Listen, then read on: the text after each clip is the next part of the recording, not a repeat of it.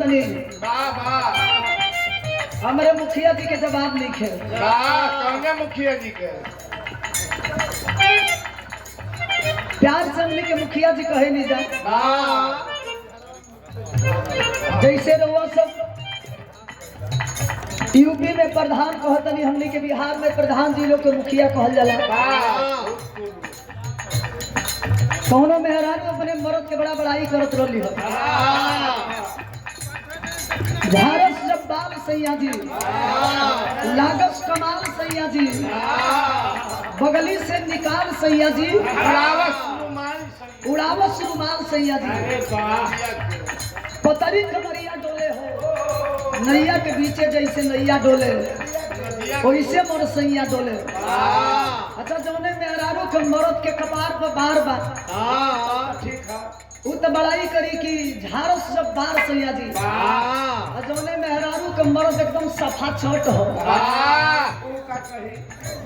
वो कहे कि तकलू हमार सैया जी बाबा के का कहे बाबा बहुत बा हेलो तनी आग बढ़ा दे कहेला आदमी की बात पर बात ना कहला से बात रोवेला दिन में कीच काच होला पर रात रोवेला दुल्हन कितना सुंदर हो के मास्टर साहब हमारा ने दुल्हा ना रहे तो पूरा बारात रोवेला तब का हमरे मुखिया जी लड़काई में खूब बुल्ला बुली खेल ले हां बुल्ला बुल्ली वही में भीतर काम होला हां कहने की मीरा भी तो के लेके जानकारी तू नहीं खुद जानत सिखावे में महीनों दिन लाग जाई अरे वाह मने अब बुल्ला बुली के खेल अब यहाँ के सिखाई भाई बोले के बहुत बचपन में खेलल बानी जा आपके पता होके के चाहिए कि मीरा मूर्ति खाटी बोहा के रहे वाली है सौरू लोरी के पावन धरती खुल्ला खुल्ली होला भैया खुल्ला खुल्ली मने वो जब बुल्ला बुली होला वो जब खुल्ला खुली होला लड़का का ये काम हो ये हमार लड़का 4 जमा बेसी रहे तब का माई बेटा दोनों शांति बना के बैठी हमके बुल्ला बुली खेलने की जरूरत नहीं थी आज आप अगले बुल्ला बुल्ली खेले के बात बा पौधे के ए मुखिया जी अब का है बुढ़ापा में इहो समय पर निकला अब का बुल्ला बुल्ली है बुढ़ापा में खेलो ना वो लड़काइए में मजा आवेला अब तक गोड़ और भर जाए अब बस के बात बा ना हो आपन दे तो चलबे ना कर तो हमारा का सिखाई रुको गोदी में लेके गोड़ पटके के सिखावे का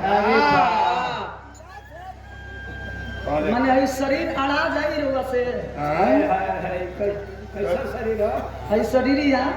अड़ा जाई हमारा तो लेके भी अगर पानी में तनी मने डूब के अगर छुआ दी छुआ के निकल जाई तो फिर पहले धराई ना कहीं कुछ दूर निकलिए जितना कुछ देखले ओकरा पता रखा रहे हम सब हमारा नियर वाह उस शरीर के फुर्तीला होला वाह आ जितना तू मोटावार देखबो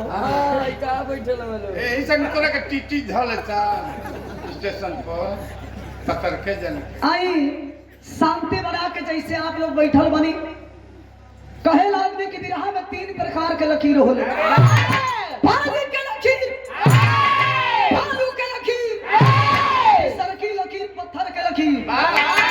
विरह पर एक विरह फिर चढ़ाई के चढ़ाई बे कह जाई साधु को विरह पर विरह चढ़ेला तबे तो विरह में मजा आवेला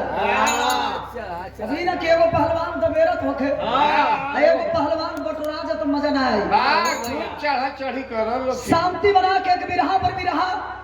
महाभारत से आप लोग भीम के विषय में विरह सुननी वाह से फिर महाभारत से ही विरह आप सबके बीच में तनी कुछ बजाई लो